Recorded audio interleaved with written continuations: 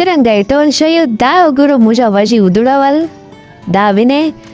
اوس دې چې موږ پخوو کوکړ تاسو کوکړو ته وایي چې په تیغ نه پاخه سي یا مالګه آیل په واچوړي دا به موږ وړوکوالي چې ډېر زیات پخول لا مو به باندې وشي پخول اوبه چې الله مو به داسې کوکړ پخول الله مو به تراړه کوله خو تراړه خو به مځکې چې کوله